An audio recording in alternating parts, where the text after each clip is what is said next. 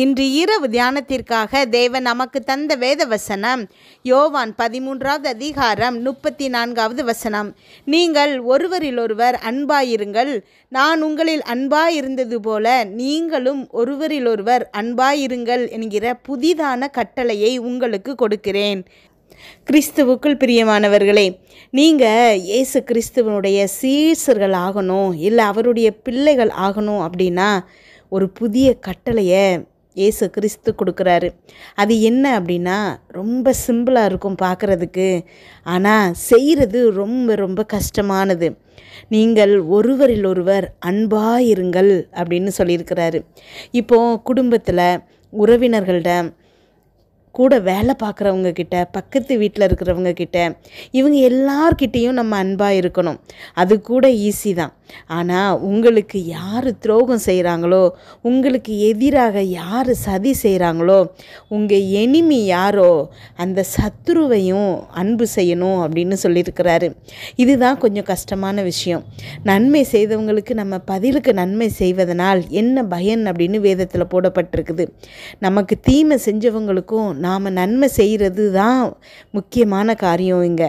சரி, இயேசு கிறிஸ்து இதை சும்மா நமக்கு சொல்லிடல, அவர் இதே மாதிரி செஞ்சிட்டு தான் நம்மளை செய்ய சொல்லியிருக்கிறாரு. அவர் வாழ்ந்து காட்டினார். சிலுவையில் அவரை அரைஞ்சவங்களை கூட மன்னிக்க சொல்லி வேண்டுறாரு. கூட இருந்த கல்லனை பரதேசியில் இன்றே என் கூட இருப்பா அப்படின்னு சொல்கிறாரு. அதனால் அவரை மாதிரி நாமளும் வாழணும் அப்படின்னு சொல்கிறாரு. ஏன் அப்படின்னா இந்த வசனத்தில் போடப்பட்டிருக்குது, நான் உங்களில் அன்பாக இருந்தது போல நீங்களும் ஒருவரில் ஒருவர் அன்பாக இருங்கள் அப்படின்னு. அப்போ சும்மா ஒருத்தருக்கு ஒருத்தர் அன்பாக இருங்கன்னு சொல்லலை, அவர் அன்பாக இருந்து வாழ்ந்து காட்டிட்டு அதே மாதிரி நீங்களும் இருங்க அப்படின்னு சொல்கிறாரு. சரி, ஆனால் அன்பு செய்கிறதுங்கிறது ரொம்ப கஷ்டமாக இருக்கே. எனக்கு தீமை செய்தவங்களை நான் எப்படி அன்பு செய்கிறது? அவங்க திட்டமிட்டு என்ன பயங்கரமாக பழி வாங்கியிருக்காங்க, எப்படி அவங்கள நான் அன்பு செய்கிறது? என் மேல் அவங்க வெறுப்பாக இருக்காங்களே, நான் எப்படி அவங்கள அன்பு செய்கிறது? எனக்கு இவ்வளவு பெரிய துரோகம் செஞ்சுருக்காங்களே, நான் எப்படி அவங்கள அன்பு செய்கிறது அப்படின்னு நீங்கள் கேட்கலாம். அதுக்கு வெரி சிம்பிளாக ஒரு ஃபார்முலா இருக்குது. இயேசு கிறிஸ்து பாவிகளை நேசித்தார், பாவங்களை வெறுத்தார். ஏன் அப்படின்னா எல்லாரையும் தேவன் நல்லவங்களாக தான் படைச்சிருக்காங்க. ஆனால் இந்த பாவம் எப்படி வருது அப்படின்னா சாத்தான் அவங்களுக்குள்ளே போய் இந்த கிரியைகளை செய்கிறதுனால தான் பாவம் செய்கிறாங்க. இதெல்லாம் பிசாசின் கிரியைகள். அதனால தான் பேதுரு இயேசு கிறிஸ்துவை தனியாக கூப்பிட்டுட்டு போய் சிலுவை மரணத்தை குறித்து கடிந்து கொள்ளும்போது அப்பாலே போ சாத்தானே அப்படின்னு சொல்கிறாரு. ஆனால் பேதுருவை அவருக்கு பிடிக்கும். பேதுருக்குள்ளே இருந்து பேசின சாத்தானை தான் அவர் விரட்டுறாரு. அதே மாதிரி உங்களுக்கு விரோதமாக யார் வேலை பார்த்தாலும் அவங்கள நீங்கள் நேசிங்க. ஆனால் அவங்களுக்குள்ளே இருக்கக்கூடிய சாத்தானின் கிரியையே நம்ம என்ன செய்யணும்? வெறுக்கணும். அப்போது அது பிசாசு தான் செய்கிறான் அப்படிங்கிறத நம்ம புரிஞ்சுக்கிட்டோம் அப்படின்னா அந்த மனுஷனை, அந்த ஹியூமன் பீயிங்கை, அந்த யார் உங்களுக்கு எதிராக செய்கிறாங்களோ அவங்கள நம்ம என்ன செய்ய மாட்டோம்? வெறுக்க மாட்டோம். இந்த எண்ணம் வந்துருச்சு எல்லாருக்குள்ளேயும் அப்படின்னா எல்லா மனுஷரையும் மனசார நம்ம அன்பு செய்ய ஆரம்பிச்சிடலாம். ஜெபிப்போமா? எங்கள் அன்பின் பரலோக தகப்பனே, இன்று முழுவதும் என்னையும் என் குடும்பத்தில் இருக்கிற ஒவ்வொருவரையும் பாதுகாத்தீங்கப்பா. உண்மை நன்றியோடு துதிக்கிறோம், ஸ்தோத்திரிக்கிறோம். இந்த இரவு வேளையில் எங்களுக்காக நீங்கள் தந்த வசனத்திற்கு நன்றி ஏசப்பா. எங்களோடு பேசியிருக்கீங்க, ஒவ்வொரு வார்த்தைக்காகவும் நன்றிப்பா. என்னோடு ஜெபித்து கொண்டிருக்கும் ஒவ்வொரு பிள்ளைகளையும் உங்கள் கருத்தில் கொடுக்குறேன். அந்த பிள்ளைகள் போகும்போதும் வரும்போதும் ஆசீர்வதிங்க. அவங்க இருதயத்தின் வாஞ்சைகள் எல்லாத்தையும் நிறைவேற்றுங்கப்பா. என்னென்ன காரியங்களுக்காக இப்பொழுது ஜெபிக்கிறாங்களோ அதிலெல்லாம் அவர்களுக்கு ஒரு வெற்றியை கொடுங்கப்பா. கமெண்டில் ஜெபிக்க சொல்லியிருக்கிற ஒவ்வொரு பிள்ளைகளுக்காக அப்பா நாங்கள் இப்பொழுது ஜெபிக்கிறோம் ஏசப்பா. ஒருமனப்பட்டு ஜெபிக்கும் பொழுது அப்பா அப்பொழுதே அந்த ஜெபம் பிதாவினால் கேட்கப்படும்னு நாங்கள் வேதத்தில் பார்க்குறோம் ஏசப்பா.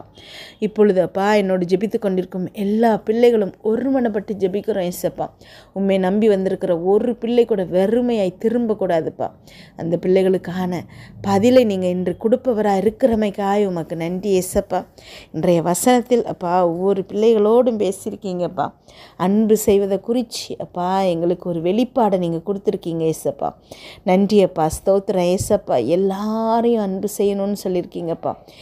நீங்கள் எல்லாரையும் அன்பு செய்கிறீங்க ஏசப்பா. பாவிகளாக இருக்கும்போது, தகுதியே இல்லாமல் இருக்கும்போது எங்களை அன்பு செய்து அப்பா ஸ்தோத்திரம் ஏசப்பா, எங்களுக்காக ஜீவனை தந்தீங்க ஏசப்பா.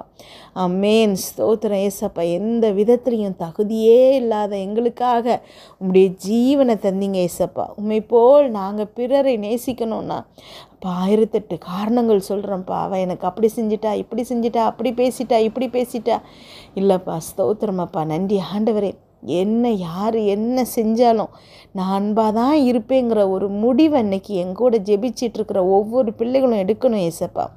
ஆமென். ஸ்தோத்திரம் ஏசப்பா. என்ன தான் பிரச்சனைனாலும் நான் அவங்கக்கிட்ட நான் அன்பாக தான் இருப்பேன், மனசார அவங்கக்கிட்ட நான் அன்பாக தான் இருப்பேங்கிற ஒரு முடிவை இன்றைக்கி இந்த பிள்ளைகள் எடுக்கணும் ஏசப்பா. யார் மீதும் அப்பா எந்த வெறுப்பும் அவங்க இருதயத்தில் சேரக்கூடாதுப்பா. எல்லா குப்பைகளும் இன்றைக்கு வெளியேற்றப்படுகிறமைக்காய் நன்றி ஏசப்பா. வருஷமாக அவங்க இருதயத்தில் இருந்த வெறுப்பு, அவங்க இருதயத்தில் இருந்த கஷ்டங்கள், துக்கங்கள் எல்லாம் இன்றைக்கு வெளியேற்றப்படுகிறமைக்காய் நன்றி ஏசப்பா. இருதயம் முழுவதும் உம்முடைய அன்பினால் நிரப்பப்படுகிறமைக்காய் நன்றிப்பா. ஆமென். ஸ்தோத்திரமப்பா. ஒரு புது மனுஷனா, ஒரு புது மனுஷியா இன்றைக்கு இந்த பிள்ளைகள் மாற்றப்படுகிறார்கள்ப்பா. ஆமென். வெறும் வாயில் அன்பாக இருக்கிறேன்னு சொல்லாமல் அவங்க நடைமுறையில் அதை செய்கிறது மூலமாக அப்பா உம்முடைய பிள்ளைகள்னு மற்றவங்க சாட்சி சொல்ல வைக்க போகிறாங்கப்பா. ஆமென். ஸ்தோத்திரமப்பா. இந்த பிள்ளைகளின் இருதயம் இன்றைக்கு மாற்றப்படுகிறமைக்காய் நன்றி ஏசப்பா. ஆமென். உம்முடைய அன்பினால் நிரப்பப்படுகிறமைக்காய் நன்றி ஏசப்பா. ஆமென். யார் ஒருவர் மேலாவது வெறுப்போடு இருந்தால் இன்றைக்கு அதை நினைத்து இயேசு கிறிஸ்து நாமத்தில் அப்பா அந்த வெறுப்பு முழுவதும் இப்பொழுது அன்பாக மாற்றப்படுகிறமைக்காய் நன்றி ஏசப்பா. அது யாராக வேணும்னாலும் இருக்கலாம், மனைவியாக இருக்கலாம், கணவனாக இருக்கலாம், பிள்ளைகளாக இருக்கலாம், பெற்றோர்களாக இருக்கலாம், வேலை பார்க்குற இடங்களில் இருக்கலாம், பக்கத்து வீட்டில் இருக்கலாம், உறவினர்களாக இருக்கலாம், நண்பர்களாக இருக்கலாம். அப்பா இவ்வளவு வருஷமாக ஒரு சின்ன காரியத்தை நினச்சி அவங்கள வெறுத்துட்டு இருந்த பிள்ளைகள் இன்றைக்கு மனசில் அந்த யாரை வெறுத்தாங்களோ அவங்க மேலே அன்பு இப்பொழுது உருவாகிறமைக்காய் நன்றி ஏசப்பா. அவங்க செய்த அத்தனை தீமைகளும் மறக்கப்பட்டு அவங்களுக்கு செய்த நன்மைகளை மட்டும் நினைக்கட்டும் ஏசப்பா. ஆமென். ஸ்தோத்திரமப்பா. நன்றி ஆண்டவரை. எத்தனையோ உதவிகள் செய்திருக்க இந்த ஒரு தவறை மட்டும் மனசில் வச்சு வெறுத்து அப்பா இவங்களும் மனசில் கஷ்டப்படுத்தி அவங்களையும் கஷ்டப்படுத்திட்டு இருந்தவங்க இன்றைக்கு மனம் திரும்புகிறமைக்காய் நன்றி ஏசப்பா. ஆமென். அவங்க மனசில் ஏசப்பா இன்றைக்கு நீங்கள் ஆமென் கிரியை பண்ணுறீங்கப்பா. அதற்காக உமக்கு நன்றி.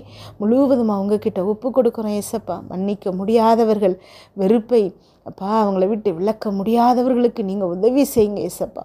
ஆமென். மனசார ஆசைப்படுறோம் ஏசப்பா எல்லாரையும் அன்பு செய்யணும்னு, ஆனால் முடியலைன்னு கதற பிள்ளைகளுக்கு நீங்கள் உதவி செய்யுங்க ஏசப்பா. இவ்வளவு பெரிய துரோகம் செய்தவங்களை என்னால் மன்னிக்க முடியல, மறக்க முடியலன்னு கதறி அழுது நோடு ஜெபித்து கொண்டிருக்கும் பிள்ளைகளுக்கு நீங்கள் இன்றைக்கு உதவி செய்கிறமைக்காய் நன்றி ஏசப்பா. இவங்க மற்றவங்களின் பாவங்களை மன்னிக்கும்போது, துரோகங்களை மன்னிக்கும்போது, கசப்புகளை வெளியேற்றும்போது இவங்களை குறித்து மற்றவங்க வைத்திருக்கிற அத்தனை கசப்புகளும் வெளியேறும்பா. பிதா இவர்களை மன்னிப்பாருங்கிற எண்ணம் அந்த பிள்ளைகளின் இருதயத்தில் இப்பொழுது எழுதப்படணும் ஏசப்பா. நாங்கள் மன்னிக்கப்படணும் அப்படின்னா ஆமென் நாங்கள் மற்றவங்களை மன்னிக்கணுங்கிற எண்ணம் அப்பா அந்த பிள்ளைகளுக்கு புரியணும் ஏசப்பா. ஸ்தோத்திரம் ஏசப்பா. மனசார மன்னித்து அன்பாக இருக்கிற இருதயத்தை இப்பொழுது கொடுங்க ஏசப்பா.